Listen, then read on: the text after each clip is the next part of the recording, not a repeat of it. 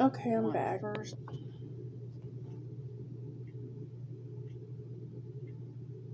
Part two on how I slept with my best friend's husband on their wedding day. Okay, so boom, like I said, about a year later, one day I was alone with John. He actually told me that I was the one he wanted, but thought since I invited him to the movies with my best friend and that she made the move, he basically thought I was passing him on to her, my friend. I told him, no, that's crazy. I liked you. And we both laughed and hugged it out, but that hug was pretty passionate. The chemistry and overall energy between us changed, but we never acted on it. Now, fast forward 10 years later, on their wedding day, we were all in the same hotel but different rooms getting ready. When it was time for all of us to get ready, all the girls went to one room and then all the guys went to the other. My best friend sent me to her room to get a charger, and when I entered the room, John was there. I told him I was sorry that I barged in, and he was like, yeah, that's not a problem. But then he walked up to me and, like for part three, Part three on how I slept with my best friend's husband on their wedding day. Okay, so boom, like I said, I told him I'm sorry for barging in, and he said, yeah, that's not a problem. But then he walked up to me and said, I don't know, I just can't help it. Every time I see you, I almost wish it was you. And I know y'all gonna hate me for this, but literally for 10 years, I've been fighting off my urges, but at the moment, I just couldn't. I was in love with him, and he's not married yet, so fair game, right?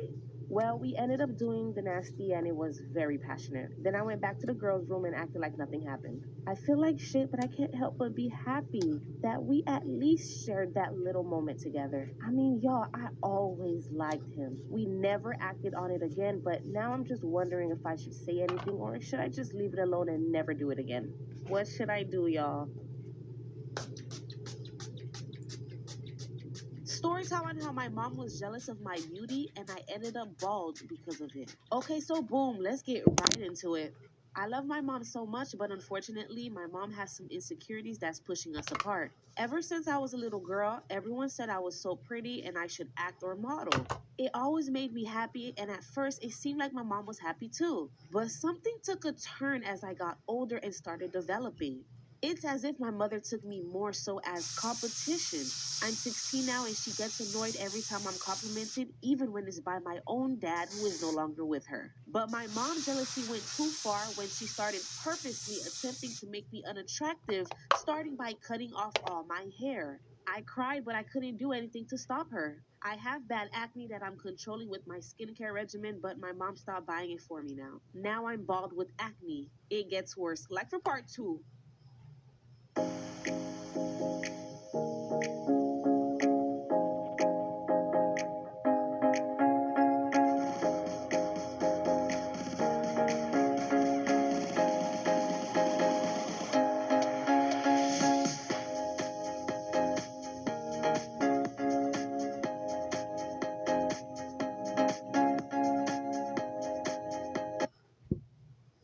story time on how my mom was jealous of my beauty and I ended up bald, part two. Okay, so boom, like I said, my mom was so jealous of me, she cut my hair and I was bald. She also stopped buying my skincare treatments, so I broke out and got acne. But worst of all, my mom took all, and when I say all, she took all my cute clothes and donated them. I cried and begged my mom not to, and she said that it's for a good cause. I screamed at her, saying, I know what you're doing. You're just jealous and trying to make me look ugly. She told me I didn't know what I was talking about. Then she grounded me. I told my dad what my mom was doing, and he screamed at her for me, calling her sick in the head. I started living with my dad and grew my hair back and fixed my skin, and I'm back to wearing cute clothes thanks to my dad. I see my mom from time to time, but I gotta love her from a distance.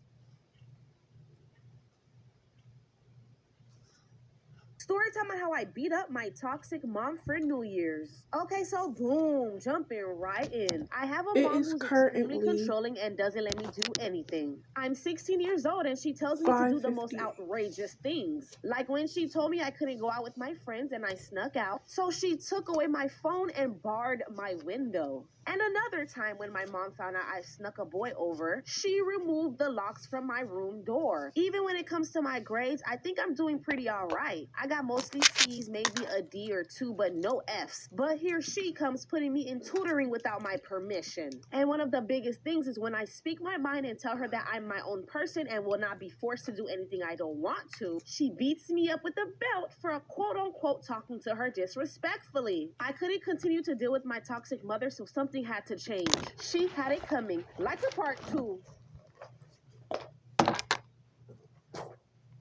Part 2 on how I beat up my toxic mom for New Year's. Okay, so boom, like I said, I couldn't continue to deal with my toxic mother, so something had to change. I saw a TikTok video saying that going into the new year, you should cut off anything toxic in your life. So that's exactly what I was going to do. I went down to the kitchen and told my mom that I was going to cut her off and going to live with my friend. My mom refused and told me to go to my room. I had enough and I yelled at her, "I'm not going anywhere." My mom said, "Who are you talking to?" And I screamed, "You, I'm talking to you." Then I pushed her back where she hit the fridge and she pushed me back saying, "What are you doing? How dare you?" I was filled with so much anger, I tried swinging at my mom and fighting. But my mom grabbed my hand and slapped me. I was in shock and cried and ran to her room where the windows weren't barred. I jumped out her window and ran away. Like for part 3. Part 3 on how I beat up my toxic mom for New Year's. Okay, so boom, like I said, I jumped out her window and I ran away. I guess I didn't think everything through because I didn't even know how to get to my friend's house because my mom would always be the one to drop me off. So I was kind of just lost. I eventually even slipped on tar and sprained my ankle and was in horrible shape. Eventually, some cops found me and brought me home because my mom reported that I ran away. My mom nursed me back to health, and after spending long hours together, because she called off work and treated me for a month, I realized my mom loved me and just wanted what was best for me and for me to be successful. I begged and begged for my mom's forgiveness, and currently I'm doing everything in my power to make it up to her. I'm gonna make sure I make her proud. Don't beat up your mom, kids.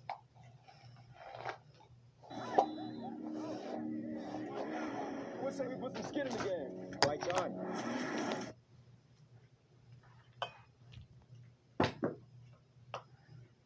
Story time on how a black 15-year-old girl refused to give up her seat to a white woman. And no, this is not the story of Rosa Parks. It is the story of Claudette Colvin, and she actually gave up her seat 9 months before Rosa Parks. Claudette lived in Montgomery, Alabama, where at the time they tried to keep black people in their place. But that didn't faze Miss Claudette. She was angered by the case of Jeremiah Reeves, an older classmate at Booker T. Washington High School who was indicted in 1952 and later executed for allegedly raping a white woman. Because of this, she went on to join the NAACP Youth Council and took to flaunting her natural hair in defiance of the pressure to have it straightened. On March 2nd of 1955, Claudette was riding the bus home from school when the driver ordered her and her classmates to vacate a row of seats to accommodate one white woman, but she refused. Like for part 2. Part 2 on how a 15-year-old black girl refused to give up her seat to a white woman. So like I said, the bus driver ordered Claudette and her classmates to vacate a row of seats to accommodate one white woman. All 3 of her classmates got up, but Claudette did not budge. She refused and said she knew her constitutional rights. They responded by roughly yanking her off of the bus,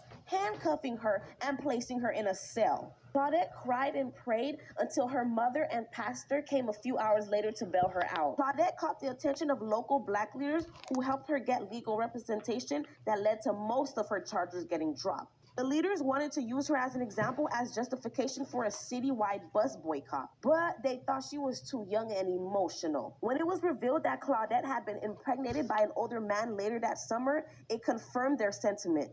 Like for part 3. I can't sleep, guess that I'll just stay.